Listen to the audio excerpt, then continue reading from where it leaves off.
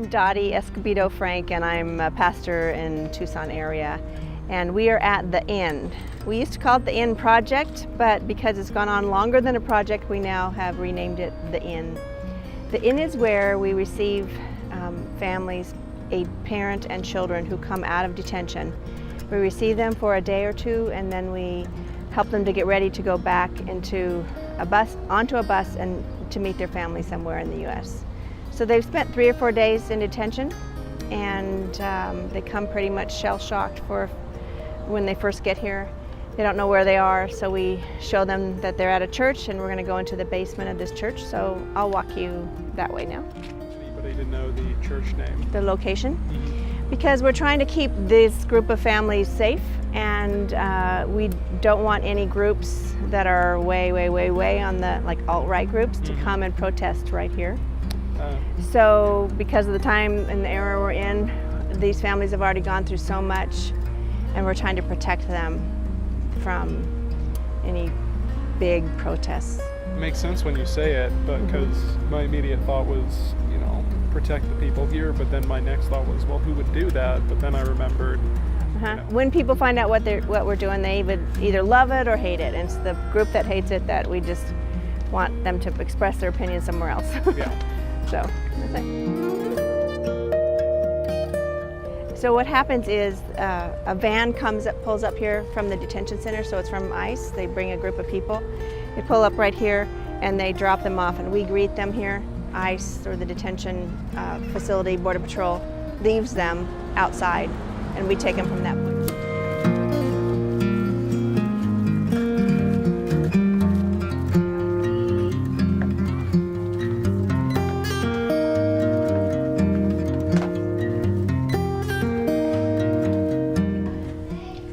So these are families who have come from a detention center. So they spent a couple of days to longer in a center, and they're coming out.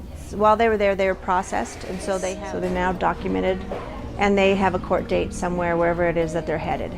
So we help them make a phone call to their family members in the United States. They usually are really tired and hungry and cold and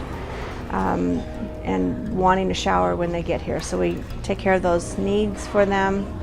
The families kind of take care of each other, like if one dad needs to sleep, the others take care of the baby so he can sleep. They've been hyper vigilant or hyper alert for a long time on this journey. They've come through 2, 3, 4 countries to get here on walking, bus, and train. And so then they spend the time in detention center, and then they get here. So they're pretty worn out and stressed. Plus, the whole reason they left the country usually is a traumatic event. Often we're hearing the stories of the traumatic event that caused them to leave. So they've just been through a lot by the time they get here.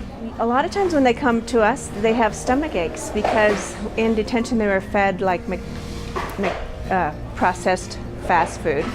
And, and so it doesn't settle with them because they're used to eating beans and rice and vegetables and fruit. And so they come here sick often. So we feed them beans, rice, vegetables, and fruit, just fresh stuff. And their stomach calms down, but you can tell that our processed food is not good for us or them.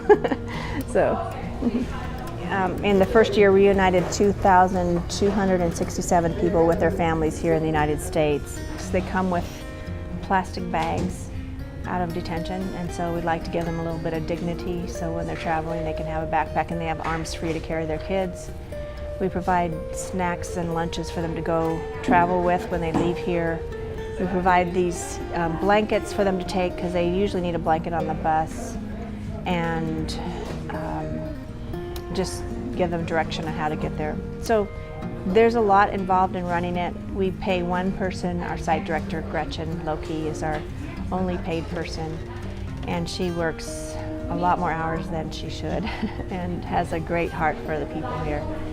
We also have needs of shoes, but like tennis shoes, children's size shoes, small adult size shoes, men and women for adults, and underwear and